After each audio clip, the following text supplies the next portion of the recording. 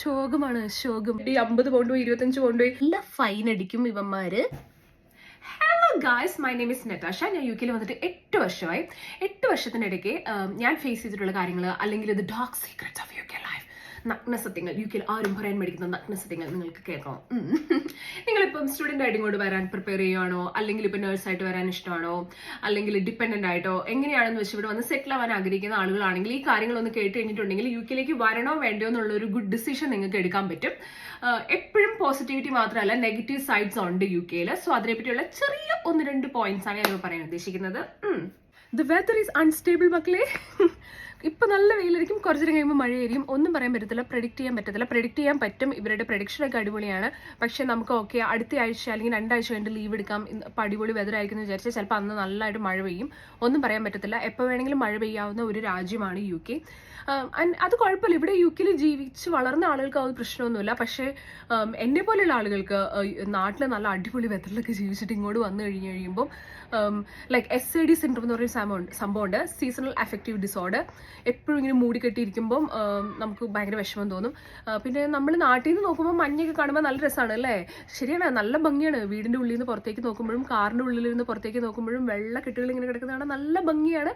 പക്ഷേ അത് അനുഭവിച്ച് കഴിയുമ്പോൾ വലിയ രസമൊന്നുമില്ല. വിൻ്ററിലൊക്കെ ശോകം, പരമശോകമാണ്. The second main point is salary is poor in U K compare to cost of living. അതായത് നമ്മുടെ കയ്യിൽ ക്യാഷ് ഇൻ ഹാൻഡ് ആയിട്ട് ആഫ്റ്റർ ടാക്സ്, പെൻഷൻ, NI എല്ലാം കഴിഞ്ഞിട്ട് കയ്യിൽ കിട്ടുന്നതിൻ്റെ പകുതി റെന്റിന് പോകും. പിന്നെ നമ്മളിവിടെ വന്ന ഉടനെ തന്നെ നമുക്കൊരു പ്രൊഫഷണൽ ജോബ് കിട്ടണമെന്നില്ല. അപ്പം നമ്മൾ മിനിമം സാലറിയിലായിരിക്കും വർക്ക് ചെയ്യുന്നത്. ആ സാലറി ഫുൾ ഇവിടെ സ്പെൻഡ് ചെയ്യാവുന്ന രീതിയിലായിരിക്കും പോകുന്നത്. ആൻഡ് എസ്പെഷ്യലി അത് ഡിപ്പെൻഡ് ചെയ്യും നമ്മൾ ഏത് സിറ്റീസിലാണ് ജീവിക്കുന്നത്, അല്ലെങ്കിൽ എന്ത് ടൈപ്പ് ജോബാണ് ചെയ്യുന്നത്, അതിനെല്ലാം, അല്ലെങ്കിൽ നമ്മൾ എങ്ങനെയാണ് ജീവിക്കുന്നത് അതിനെ ഡിപ്പെൻഡ് ചെയ്തിരിക്കും. യു കെയിൽ cost of living is really high.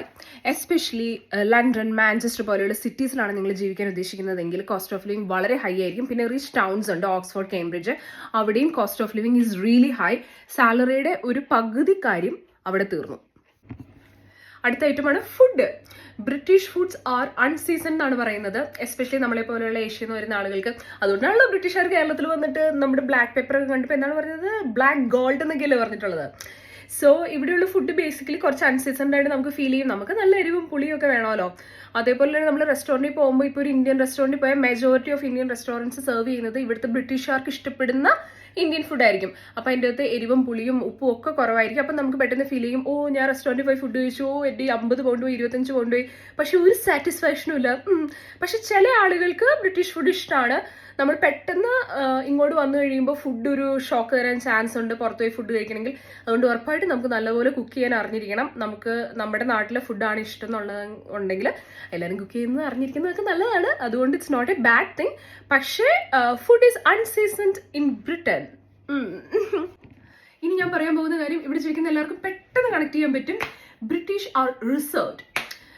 British ആളുകൾ കുറച്ച് റിസർവ് ആയിട്ടുള്ള ആൾക്കാരാണ്. അതുകൊണ്ടാണ് അവർ നമുക്ക് പേഴ്സണൽ സ്പേസ് തരുന്നത്. അപ്പോൾ ഇവിടെ വന്നു കഴിയുമ്പം പെട്ടെന്ന് ആളുകൾ നമ്മുടെ അടുത്ത് ആദ്യത്തെ 10 മിനിറ്റ് ഭയങ്കര അടിപൊളിയായിരിക്കും. Hi, how are you, where are you from, I love India, been to India, അങ്ങനെയൊക്കെ പറഞ്ഞ് ഭയങ്കര ഹൈപ്പായിരിക്കും. പക്ഷേ അതോടുകൂടി തീർന്നു. ഇപ്പോൾ വർക്കിനൊക്കെ കയറി കഴിഞ്ഞിട്ടുണ്ടെങ്കിൽ ആ ഫസ്റ്റ് ടോക്ക് കഴിഞ്ഞാൽ പിന്നെ ഒരു ടോക്കോ കോൺവെർസേഷനോ കൊണ്ടുവരാൻ ഭയങ്കര ഡിഫിക്കൽട്ടാണ്. കാരണം അവർക്ക് അവരുടെ ഹാർട്ട് ഓപ്പൺ ആക്കി നമ്മളോട് നല്ല രീതിയിൽ സംസാരിക്കുന്നുണ്ടെങ്കിൽ it will take time. They are very reserved. അവിടെ ഒരു ഹെറിറ്റേജ് അങ്ങനെയാണ്, അവരുടെ ഒരു പാരമ്പര്യം അങ്ങനെയാണ്. അത് അവരുടെ കുറ്റമല്ല. ഓരോ രാജ്യത്തിനും അതിൻ്റെതായ കൾച്ചറുണ്ട്. സോ നമ്മളെപ്പോലെ പെട്ടെന്ന് കയറി എൻ്റെ ഹസ്ബൻഡ് ഇങ്ങനെയാണ്, എൻ്റെ ഫാദർ ഇങ്ങനെയാണ്, അങ്ങനെയൊന്നുള്ള ഒരു ടോക്ക് ഓഫ് കോൺവെർസേഷനും ഇവിടെ നടക്കത്തില്ല. ഇവിടെ ആളുകൾ ദേ വിൽ ടേക്ക് ടൈം. ചിലപ്പോൾ ടൈം എടുത്താൽ തന്നെയും അവർക്ക് നമ്മളെപ്പോലെ പുറത്തുനിന്ന് വരുന്ന എക്സ്പാറ്റ്സിനോട് ആ ഒരു ഇൻറ്റിമസി ഫീൽ ചെയ്യണമെന്നില്ല. നെക്സ്റ്റ് പോയിന്റ് എന്താണെന്ന് വെച്ചിട്ടുണ്ടെങ്കിൽ related to the previous point ആണ്. Since British are reserved, it's hard to make friends here. ചിലപ്പോൾ നമുക്ക് ലക്കി ആണെന്നുണ്ടെങ്കിൽ നല്ല ഫ്രണ്ട്സിനെ കിട്ടും, നല്ല ഓപ്പൺ ആയിട്ടുള്ള ആൾക്കാരൊക്കെ കിട്ടും. ഇവർ റിസർവ്ഡ് ആയതുകൊണ്ട് തന്നെ ഇപ്പോൾ ഫോർ എക്സാമ്പിൾ ഇവിടെ നമുക്ക് അടുത്ത് വീട്ടിൽ ആരെ താമസിക്കുന്നതെന്ന് ചിലപ്പോൾ അറിയത്തില്ല. ചിലപ്പോൾ കുറച്ച് 2 വർഷമൊക്കെ താമസിച്ച് കഴിയുമ്പോൾ നമ്മൾ അവരുമായിട്ട് ഫ്രണ്ട്ലി ആവും. അല്ലെങ്കിൽ പെട്ടെന്ന് വന്നു കഴിഞ്ഞാൽ അടുത്ത മാസം തന്നെ ഫ്രണ്ട്ലി ആവുക, പിന്നെ കട്ട തിക് ഫ്രണ്ട്സ് ആവുക, ഒരുമിച്ച് എവിടെയെങ്കിലുമൊക്കെ പോവുക, അങ്ങനെയൊക്കെയുള്ള കാര്യങ്ങൾ ഇവിടെ റെയർ ആണ്. ദേ keep that distance with us first, distance with every one, even with whites also. So ഒന്ന് ആലോചിച്ച് നോക്കി, നമുക്ക് പെട്ടെന്നൊരു പ്രശ്നം വരുമ്പോൾ അയ്യോ അയൽവക്കക്കാരെ ഓടി വായോ അങ്ങനെ പറയുന്ന ഒരു ടെക്നിക്ക് ഇവിടെ ഇല്ല. അവർ ചിലപ്പോൾ ഹെൽപ്പ് ചെയ്യാൻ വരും എന്നില്ല. സോ നമുക്ക് ആ ഒരു ഇമോഷണൽ കണക്ഷൻ ഉണ്ടാവില്ല, അല്ലെങ്കിൽ അയ്യോ എന്നെ ഹെൽപ്പ് ചെയ്യാൻ ആരും ഇല്ല ഈ രാജ്യത്ത് വന്നിട്ട്, അങ്ങനെ ഒരു ഫീല് ബിൽഡ് ചെയ്യാൻ ചാൻസ് ഉണ്ട്. പക്ഷെ ഡെഫിനറ്റ്ലി ഇവിടെ NHS-ഉം അല്ലെങ്കിൽ ഹോസ്പിറ്റൽ കേസ് ആണെങ്കിൽ NHS-ഉം അല്ലെങ്കിൽ പോലീസും ഒക്കെ ഉണ്ട് ഓൺ ദ കോൾ. പക്ഷേ ദ നെയ്ബർഹുഡ്, ദ കൊളീഗ്സ് അല്ലെങ്കിൽ the friends in the city town making is bit difficult here. അടുത്തൊരു പോയിന്റാണ്, അടിപൊളി ഒരു പോയിന്റാണ്. Houses are really small here. ചിലപ്പോൾ ഒരു 3-4 റൂംസ് ഉള്ളൊരു വീടാണെങ്കിൽ പോലും ഒരൊറ്റ ബാത്റൂം ആയിരിക്കും ഉണ്ടാവുള്ളൂ. കോടിക്കണക്കിന് രൂപ കൊടുത്ത് വാങ്ങിയ ഒരു വീടായിരിക്കും, 4 റൂമും 3 ബാത്റൂമും ഉണ്ടെന്ന് തന്നെ ഇരിക്കട്ടെ, പക്ഷെ റൂംസ് ഒക്കെ വളരെ ചെറുതായിരിക്കും. അപ്പം നമ്മുടെ നാട്ടിലൊരു 50 ലക്ഷം രൂപയ്ക്കൊക്കെ നമുക്ക് എങ്ങനെയെങ്കിലും ഒരു വീട് തട്ടിക്കൂടാൻ പറ്റുമെങ്കിൽ that houses are really bigger than ഒരു 2-3 കോടി രൂപ മുടക്കി ഇവിടെ നമ്മൾ വാങ്ങുന്ന വീടുകളെക്കാളും. കഴിഞ്ഞ പോയിന്റിൽ പറഞ്ഞ പോലെ സിമിലർ ആയിട്ടുള്ള ഒരു പോയിന്റാണ്, റോഡുകൾ വളരെ ചെറുതാണ് ഇവിടെ. അതുപോലെ ഒരുപാട് വളവും തിരിവുള്ള വളരെ നാരോ ആയിട്ടുള്ള റോഡുകളാണ് വിത്ത് സ്ട്രിക്ട് റൂൾസ് ഫോർ ഡ്രൈവിംഗ്. നമ്മുടെ നാട്ടിൽ ചിലപ്പോൾ ഭയങ്കര ചെറിയ ചെറിയ ഊടുവഴികളിലൂടെയൊക്കെ ഒത്തിരി വണ്ടി ഓടിച്ചു പോയിട്ടുണ്ടായിരിക്കും, ആ കോൺഫിഡൻസോടുകൂടി ആയിരിക്കും ഇവിടെ വരുന്നത്. പക്ഷേ ഇവിടെ വണ്ടി ഓടിച്ചു കഴിയുമ്പോൾ നമുക്ക് മനസ്സിലാകും നല്ല റൂൾസ് ഉണ്ട്, നല്ല ബുദ്ധിമുട്ടാണ്, ഒരുപാട് ട്രാഫിക് ലൈറ്റ്സ് ഉണ്ട്, ഒരുപാട് റൂൾസ് ഉണ്ട്, റെഗുലേഷൻസ് ഉണ്ട്, നല്ല ഫൈൻ അടിക്കും ഇവന്മാര്. അതുകൊണ്ട് ഇവിടെ വണ്ടി ഓടിക്കാനും അത്ര എളുപ്പമല്ല, അതേപോലെ തന്നെ ഒരുപാട് സ്ട്രിക്ട് റൂൾസും ഉണ്ട്. അടുത്തത് എനിക്ക് ഭയങ്കര ഇഷ്ടമുള്ളൊരു പോയിന്റ് ആണ്, cars are really expensive here. Car വാങ്ങാൻ ഭയങ്കര ചീപ്പാണ് കേട്ടോ. ഒരു 20 ലക്ഷം രൂപ കയ്യിലുണ്ടെങ്കിൽ നല്ലൊരു അടിപൊളി റേഞ്ച് റോവറോ ബെൻസോ BMW എന്താണെന്ന് വെച്ചാൽ എടുക്കാം. EMI-യും നമുക്ക് അതിന് അപ്രോക്സിമേറ്റ്ലി വലിയ പ്രോബ്ലം ഒന്നും ഇല്ലാതെ ഭയങ്കര ഇൻട്രസ്റ്റ് റേറ്റ് ഇല്ലാതെയൊക്കെ കിട്ടും. പക്ഷേ മക്കളെ, ഇൻഷുറൻസ് ഈസ് റിയലി ഹൈ.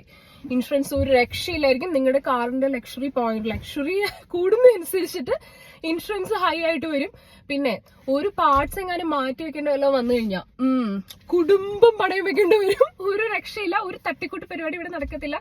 അതേപോലെ തന്നെ വൺസ് ഇൻ ഇയർ MOT എടുക്കണം. MOT-യിൽ നിങ്ങളുടെ സ്റ്റിയറിംഗ്, നിങ്ങളുടെ ടയർ ശരിയാണോ, നിങ്ങളുടെ വൈപ്പർ ശരിയാണോ എന്ന് മുതല് സകല കാര്യങ്ങളും നോക്കും. എഞ്ചിൻ അടക്കം സകല കാര്യങ്ങളും നോക്കും. വൺസ് ഇൻ ഇയർ ഈ പരിപാടി ഉണ്ട്. അത് ചെയ്തില്ലെങ്കിൽ ഇവിടെ ഇൻഷുറൻസ് വാലിഡ് അല്ല.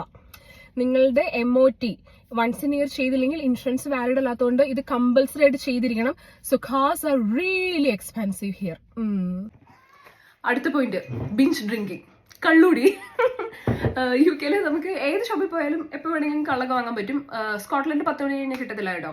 സോ നാട്ടില് കുറച്ച് ഡ്രിങ്ക്സ് ഒക്കെ അടിക്കുന്ന ആൾക്കാരാണെങ്കിൽ ഇവിടെ വന്നു കഴിഞ്ഞിട്ടുണ്ടെങ്കിൽ നല്ല മാക്ക് അടിക്കാൻ പറ്റും. അപ്പോൾ അവരത് ശ്രദ്ധിക്കത്തില്ല നമ്മൾ എത്രത്തോളമാണ് കുടിക്കുന്നത്. അങ്ങനെ ഒരുപാട് ഫാമിലീസ് സെപ്പറേറ്റ് ആയി പോയത് എനിക്കറിയാം, അല്ലെങ്കിൽ അവർ ആൽക്കഹോളിക് ആയി പോകുന്നത് നമുക്കറിയാം. നാട്ടിൽ നിന്ന് വന്നു കഴിയുമ്പം ഇവിടെ ഫുൾ ഫ്രീഡം അല്ലേ. പെണ്ണുങ്ങളെ അധികം എഫക്ട് ചെയ്യാൻ കണ്ടിട്ടില്ല, പക്ഷെ ഒരുപാട് ആണുങ്ങളെ ഇത് എഫക്ട് ചെയ്യുന്നതായിട്ട് കാണുന്നുണ്ട്. പിന്നെ ഇവിടുത്തെ ഒരു സോഷ്യലൈസിങ്ങിന്റെ ഒരു കൾച്ചറിന്റെ ഭാഗമാണ് ഡ്രിങ്കിങ് എന്ന് പറയുന്നത്. അപ്പോൾ ഒരു സോഷ്യലൈസ് ചെയ്യുമ്പോൾ ലെറ്റ്സ് പാർട്ടി അല്ലെങ്കിൽ ലെറ്റ്സ് ഗോ ഫോർ ഡ്രിങ്കിങ് എന്ന് പറയുമ്പോൾ നമ്മുടെ കൊളീഗ്സ് അല്ലേ പറയുന്നത്, ഇനിയിപ്പോൾ അവർ നമ്മൾ മാറ്റി നിർത്തപ്പെടുകയോ എന്ന് വിചാരിച്ചിട്ട് ഡ്രിങ്കിങ് സ്റ്റാർട്ട് ചെയ്ത ആൾക്കാരെ എനിക്കറിയാം. പിന്നെ ഒരു പാർട്ടിക്ക് പോകുന്നതിന് മുന്നേ പ്രീ ഡ്രിങ്കിങ് ചെയ്യും, അതായത് നല്ലപോലെ അടിക്കുന്നത് അത് ഇവിടുത്തെ ഒരു കൾച്ചറാണ്. അത് തന്നെ നമ്മൾ മലയാളീസ് ഫോളോ ചെയ്യും. പക്ഷെ ഇവിടുത്തെ ആളുകൾക്ക് കുടിച്ച് ഫിറ്റായി കഴിഞ്ഞാലും പിറ്റേ ദിവസം ജോലിക്ക് പോകാൻ അറിയാം, പക്ഷെ മലയാളികൾക്ക് ചിലപ്പോൾ അത് പറ്റിയെന്ന് വരില്ല. അതുകൊണ്ട് പ്രീ ഡ്രിങ്കിങ് അല്ലെങ്കിൽ ഡ്രിങ്കിങ് ആൽക്കഹോളിസം ഇവിടെ വരുമ്പോൾ ഒരു ഇഷ്യൂ ആകാറുണ്ട്.